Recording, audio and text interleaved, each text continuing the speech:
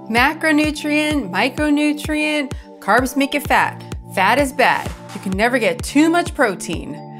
Tired of hearing nutrition myths and conflicting information? Don't worry. I'm here to set it all straight with the basics of what you really need to eat to lose weight. So let's get started. Thank you for joining me. I'm Tiffany from myPerfectCurl, and today we're going to talk about the different nutrition terms that you need to know. There are 8 nutrition terms that everyone should know and understand the basics of why they're important. If you don't understand macronutrient, micronutrient, carbohydrates or carbs, lipids or fat, protein, vitamins, minerals, and water, and how they function in the body, you're missing a huge component of your health. Poor nutrition affects, among other things, how your body functions, your weight, and contributes to the development of chronic illness. I know I talk a lot about chronic illness, but I developed one in my mid-20s, and now that I'm a little older, hey, 40 plus club, I realized that it is super important to be even more aware of what I'm eating. Remember Ernestine Shepherd?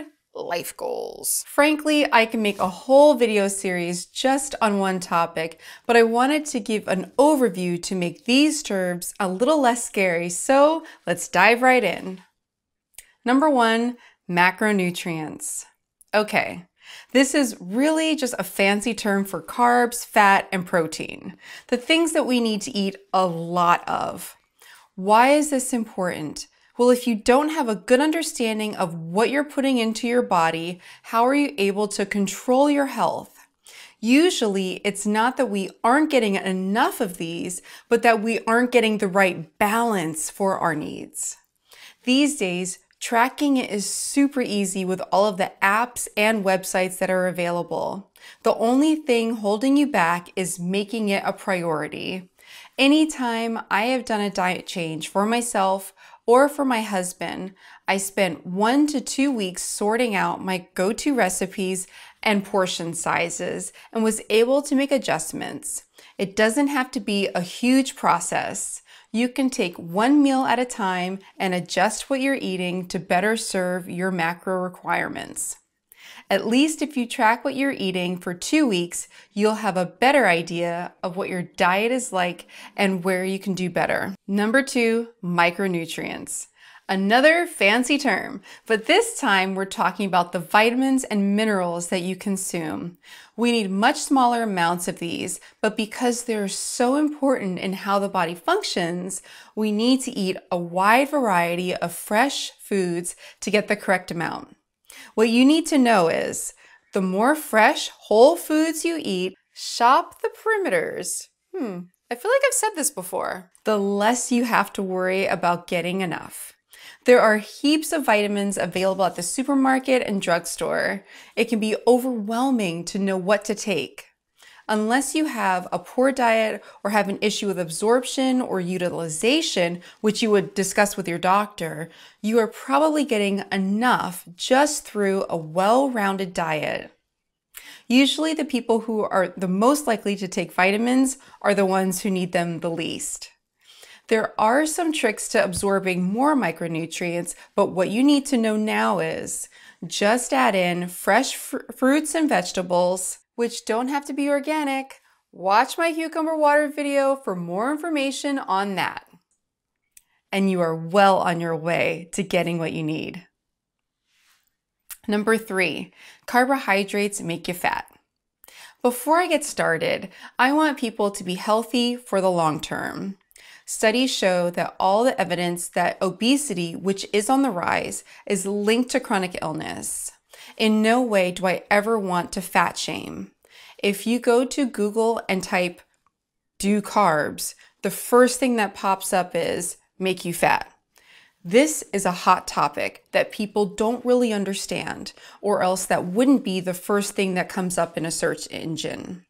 It is because of that that I want to address this myth. We need carbs. They are what give us energy. So what causes weight gain are genetics, lack of exercise, and eating a diet that is unbalanced for your needs. The recommendation is for carbs to account for 45 to 65% of your diet.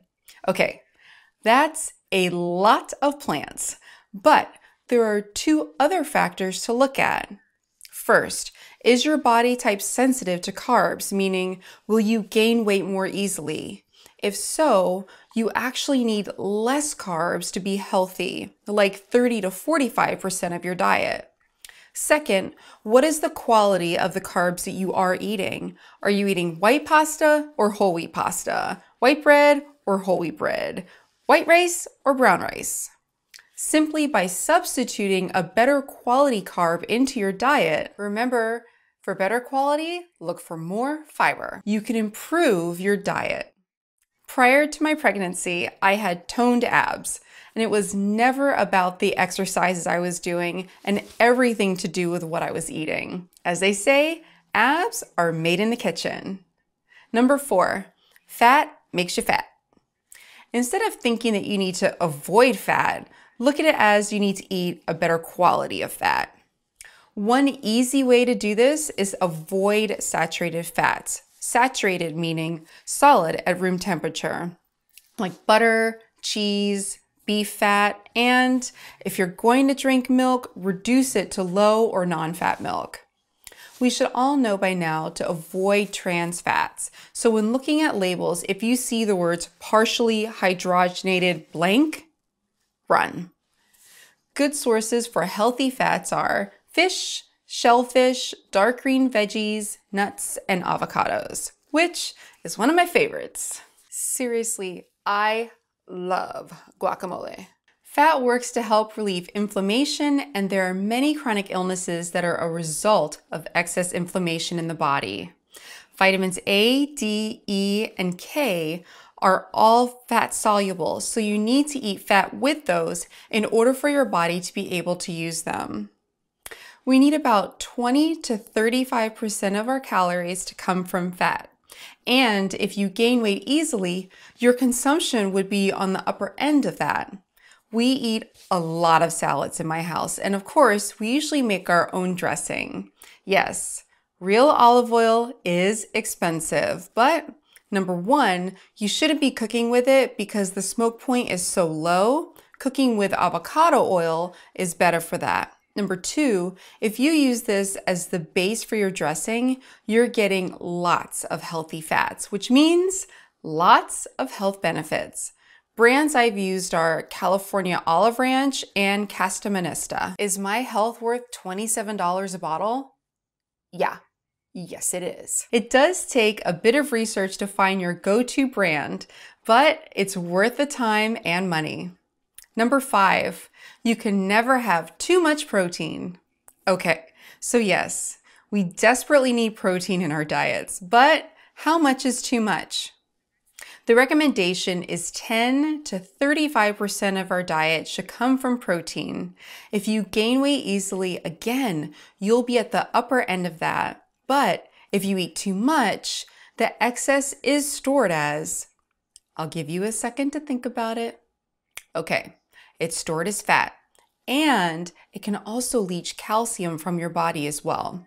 So there is such a thing as too much protein. This is where I'm so glad I paid attention in 9th grade math. If I eat 2 eggs for breakfast, a chicken sandwich for lunch, and then a 100-gram burger for dinner, that is 69 grams of protein. For the average person, you need 0.8 grams of protein per kilogram of body weight.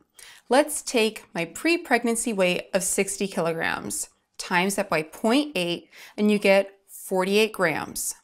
So you can see that very easily I'm eating 21 grams more than what I need. That is a lot. And I haven't even counted the extra protein that may have been floating around from vegetable sources. For pregnancy, this extra amount would actually be fine.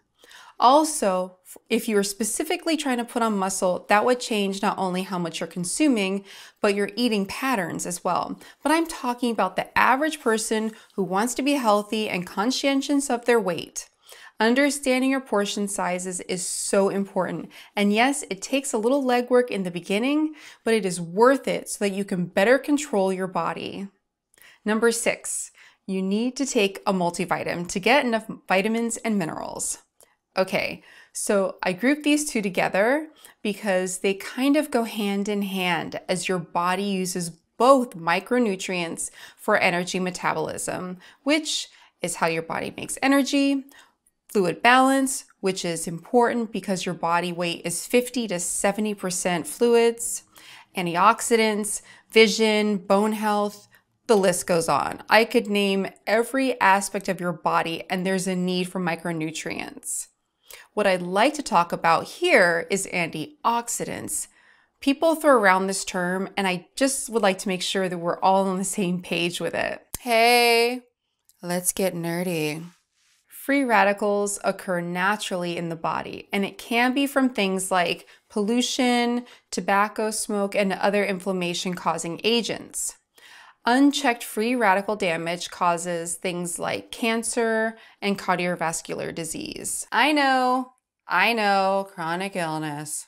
Antioxidants are specific micronutrients that stabilize the free radicals to help prevent damage to the body from prolonged exposure. So, if you eat a normal, well-rounded diet, you will get enough antioxidants or micronutrients to help prevent disease.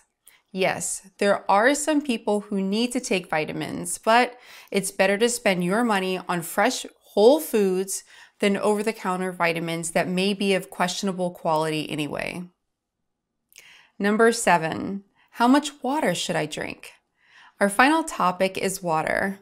I'm pretty sure everyone has heard that you should drink 8 8-ounce glasses per day. I have a 1-liter water bottle that I always have around with me. This is about half of what I need at the very minimum. I also usually drink a smoothie, a glass of sugar-free cranberry juice, and a coffee, which altogether gives me another liter of water, which is my 8x8. Now, there's also water in the fruits and vegetables I eat, so I'm confident that I'm getting enough fluids in the day. I also drink more when I work out. Remember, the clearer the pee, the better. Not enough water can lead to sleepiness, headaches, muscle spasms, and other more serious side effects, so it is very important. Also, it is a great way to curb hunger.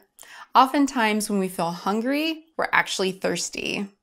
So when you go to a restaurant and they put that free glass of water on the table, drink it first. And when I say drink, I mean the entire thing. Water is your friend.